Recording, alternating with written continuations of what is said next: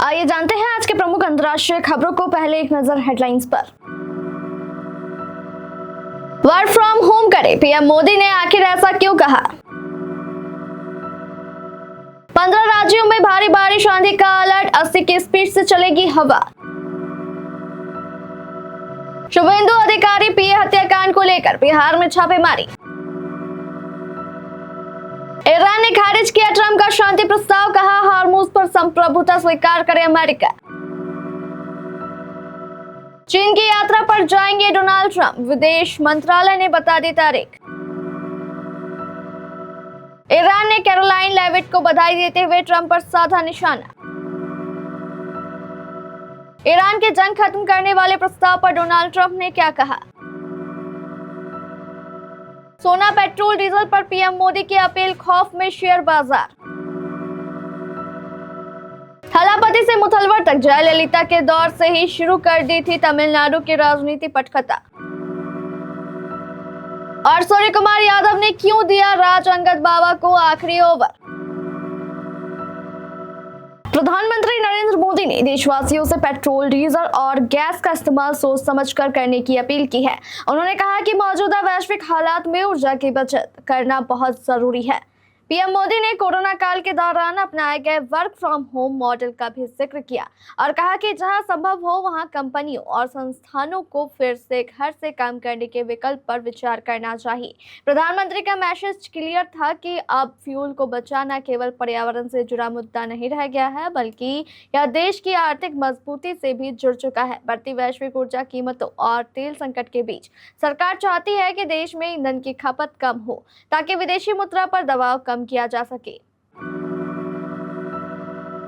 देश में एक बार फिर से बारिश का रौद्र रूप देखने को मिलेगा। अब मौसम विभाग ने आज यानी 11 मई के लिए यूपी, बिहार समेत 15 राज्यों के लिए भारी बारिश और तूफान की चेतावनी जारी कर दी है। इस दौरान 75 से 80 किलोमीटर प्रति घंटे की रफ्तार से आंधी भी चलने की संभावना है। वहीं पहाड़ी राज्यों में जाने वाले लोगों के लिए भी खास अलर्ट जारी किया गया है। घर से बाहर कदम रखने से पहले मौसम विभाग अपडेट जरूर पढ़ लीजिए। पूर्वी भारत में ओलावृष्टि, आकाशीय बिजली और वज्रपात गिरने की भी प्रबल संभावना है। उत्तर बिहार से लेकर झारखंड, उड़ीसा और छत्तीसगढ़ होते हुए तटीय आंध्र प्रदेश के मध्य भागों में चक्रवातीय परिसंचरण का निर्माण हो रहा है। वहीं दक्षिण पूर्वी राजस्थान के ऊपर स्थित इस चक्रवाती परिसंचरण से लेकर गंगा के मैदानी पश्चिम बंगाल तक निचले क्षोभ मंडलीय स्तरों पर एक गर्त फैला हुआ है। वहीं दक्षिण पूर्वी राजस्थान के ऊपर स्थित इस चक्रवाती परिसंचरण से लेकर गंगा के मैदानी पश्चिम बंगाल तक निचले क्षोभ मंडलीय स्तरों पर एक गर्त फैला हुआ है। बंगाल के सीएम शुभेंदु अधिकारी के पीए चंद्रनाथ रथ हत्याकांड की जांच कर रही एसटीएफ ने बिहार में दबिश दी। बक्सर के मुफस्सिल थाना क्षेत्र के पांडेपट्टी के रहने वाले विशाल श्रीवास्तव को अपने साथ कोलकाता ले गई। पश्चिम बंगाल एसटीएफ की एक विशेष टीम ने स्थानीय पुलिस के सहयोग से पांडेपट्टी इलाके में कार्रवाई की। बंगाल के कद्दावर नेता शुभेंदु अधिकारी के निजी सहायक चंद्रनाथ रथ को सनसनीखेज हत्या की जांच के सिलसिले में बिहार कनेक्शन सामने आया है। एसटीएफ ने यह कहा है कि विशाल श्रीवास्तव नाम के इस शख्स को पकड़ा गया है। विशाल का पुराना आपराधिक इतिहास रहा है। बंगाल एसटीएफ ने बक्सर के मुफस्सिल थाना अंतर्गत पांडेपट्टी इलाके में अचानक छापेमारी कर विशाल श्रीवास्तव को दबोच लिया। पुलिस सूत्रों के अनुसार चंद्रनाथ रथ हत्याकांड की कड़ियां विशाल से जुड़ती नजर आ रही है। एसटीएफ को संदेह है कि इस हत्याकांड की साजिश या इसके एग्जीक्यूशन से जुड़े महत्वपूर्ण राज विशाल के पास हो सकते हैं। बंगाल एसटीएफ की टीम उसे तुरंत अपने साथ लेकर पश्चिम बंगाल रवाना हो गई।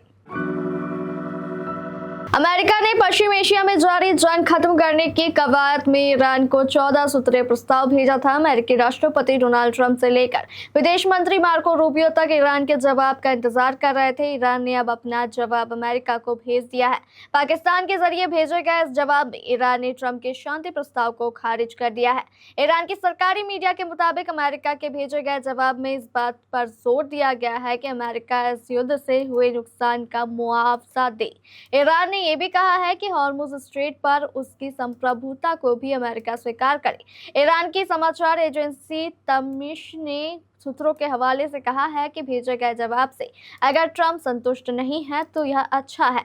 ईरान में कोई भी ट्रंप को खुश करने के लिए योजनाएं नहीं बनाता। तस्नीम के मुताबिक सूत्रों का कहना है कि बातचीत करने वाली टीम को ईरान के अधिकारों के लिए योजनाएं तैयार करनी चाहिए। ईरान की ओर से भेजे गए जवाब में ईरानी तेल की बिक्री पर लगे अमेरिकी प्रतिबंध हटाने की मांग भी की गई है। तस्नीम के अनुसार ईरान ने युद्ध को तत्काल समाप्त करने के साथ हर मोर्चे पर युद्ध खत्म करने की जरूरत पर जोर दिया। ईरान से कई मुद्दों के बीच चल रही तनातनी के दौरान अमेरिकी राष्ट्रपति डोनाल्ड ट्रंप चीन के दौरे पर जाएंगे। चीन के विदेश मंत्रालय ने पुष्टि की है कि ट्रंप 13 से 15 मई तक चीन की राजकीय यात्रा करेंगे। यह लगभग 9 साल बाद किसी अमेरिकी राष्ट्रपति की चीन यात्रा होगी। ट्रंप की यह यात्रा मार्च में होनी थी, लेकिन मध्यपूर्व में चल रहे तनाव की वजह से टाल दी गई। डोनाल्ड ट्रंप ने इस यात्रा के दौरान चीन के राष्ट्रपति शी जिनपिंग से मुलाकात करेंगे। इस दौरान मध्यपूर्व में चल रही तनातनी और हॉर्मुज़ स्ट्रेट के मुद्दे पर भी चर्चा हो सकती है। हाल में ईरान के विदेश मंत्री अब्बास अरागची भी चीन के दौरे पर गए थे। गौरतलब है कि इससे पहले चीन ने कहा था कि हॉर्मुज़ स्ट्रेट दुनिया का बेहद अहम व्यापारिक मार्ग है और इसकी नाकाबंदी करना सही फैसला नहीं है। व्हाइट हाउस की प्रेस सचिव कैरोलाइन लेविट को मां बनने पर ईरान ने बधाई दी है। साथ ही अमेरिकी राष्ट्रपति डोनाल्ड ट्रंप पर निशाना भी साधा है। दरअसल कैरोलाइन लेविट ने 7 मई को एक एक्स पोस्ट में इस बात की जानकारी दी कि उन्हें बेटी हुई है। इस पर अलग अलग देशों के ईरानी दूतावासों ने प्रतिक्रिया दिया। आर्मेनिया में ईरानी दूतावास ने उनके पोस्ट को रीशेयर करते हुए लिखा, आपको बधाई, बच्चे मासूम और प्यारे होते हैं। वे 168 बच्चे जिन्हें आपके बॉस ने मीनाब की स्कूल में मार दिया और आपने उसका समर्थन किया, वे भी बच्चे थे। आगे लिखा, जब आप अपने बच्चे को चूमते हैं तो उन बच्चों की मां को याद कीजिए। दरअसल अमेरिका और इजराइल की तरफ से इसी साल 28 फरवरी को ईरान पर हमला किया गया था। ईरान का दावा है कि इस हमले में मीनाब शहर में एक स्कूल को भी निशाना बनाया गया, जिसमें 168 बच्चों की मौत हो गई थी।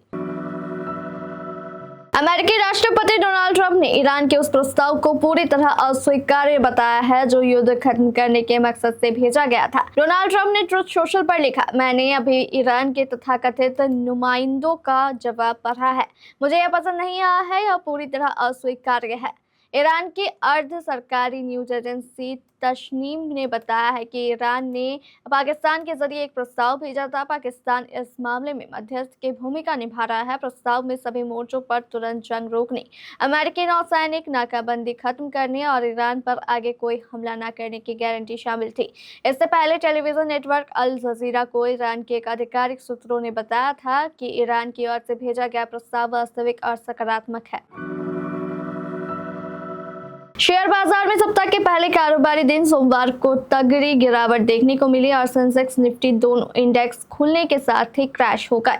अमेरिका ईरान में शांति प्रस्ताव पर फिर बात न बन पाने के चलते क्रूड की कीमत में आए उछाल ने बाजार पर दबाव बनाया। इसके अलावा मिडिल ईस्ट टेंशन के बीच प्रधानमंत्री नरेंद्र मोदी के सोना न खरीदने और पेट्रोल डीजल को बचाने की अपील से भी शेयर बाजार में डर देखने को मिला। बॉम्बे स्टॉक एक्सचेंज का 30 शेयरों वाला सेंसेक्स इंडेक्स अपने पिछले बंद की तुलना में 944 अंक की बड़ी गिरावट लेकर ओपन हुआ, तो वहीं नेशनल स्टॉक एक्सचेंज का निफ्टी इंडेक्स भी ओपनिंग के साथ 275 अंक फिसल गया। बीएसई का सेंसेक्स अपने पिछले बंद 77,328 की तुलना में तेज गिरावट लेकर 76,638 के लेवल पर ओपन हुआ और फिर कुछ ही मिनटों में यह गिरावट तेजी होती चली गई। 5 मिनट के कारोबार के दौरान ही बीएसई सेंसेक्स 944 अंक फिसल कर 76,363 पर आ गया। सिर्फ चुनावी मुकाबले में ही नहीं बल्कि राजनीति करने के तरीके में भी विजय और उनकी पार्टी तमिलगा वेत्री कशकम ने पारंपरिक राजनीतिक दलों से बिल्कुल अलग राह चुनी। विजय ने हर विधानसभा क्षेत्र में जाकर उम्मीदवारों का परिचय नहीं कराया, न ही पारंपरिक शैली में विशाल रैलियां कर आक्रामक प्रचार किया। इसके बावजूद उनके संदेश सोशल मीडिया पर बार बार साझा किए जाते रहे। उनके प्रशंसकों तथा समर्थकों ने जन जन तक उन्हें जुबानी भी पहुंचाया। उन्होंने संवाददाता सम्मेलनों या साक्षात्कारों से दूरी बनाए रखी और सीधे सोशल मीडिया के माध्यम से जनता से संवाद किया। खास बात यह है कि उन्होंने युवाओं, किशोरों और बच्चों को केंद्र में रखकर प्रचार अभियान तैयार किया ताकि वे अपने माता पिता को टीवी के पक्ष में मतदान के लिए प्रेरित करें। आईपीएल 2026 में रॉयल चैलेंजर्स बेंगलुरु और मुंबई इंडियंस के बीच खेला गया मुकाबला इस सीजन के सबसे रोमांचक मैचों में शामिल हो गया। रायपुर की चुनौतीपूर्ण पिच पर दोनों टीमों के बीच कांटे की टक्कर देखने को मिली, लेकिन आखिर में आरसीबी ने आखिरी गेंद पर जीत दर्ज कर मुंबई इंडियंस को टूर्नामेंट से लगभग बाहर कर दिया। 167 रनों के लक्ष्य का पीछा करते हुए आरसीबी की शुरुआत बेहद खराब रही। शुरुआती विकेट जल्दी गिरने के बाद टीम दबाव में नजर आई, लेकिन अनुभवी ऑलराउंडर कुणाल पांड्या ने शानदार पारी खेलते हुए टीम को संभाला। उन्होंने 73 रनों की अहम पारी खेलकर मुकाबले को आखिरी ओवर तक पहुंचाया। मुंबई इंडियंस की तरफ से जसप्रीत बुमराह ने 19वें ओवर में शानदार गेंदबाजी करते हुए सिर्फ 3 रन दिए। इसके बाद मैच पूरी तरह मुंबई के पक्ष में दिखाई दे रहा था। हालांकि असली सस्पेंस आखिरी ओवर को लेकर था।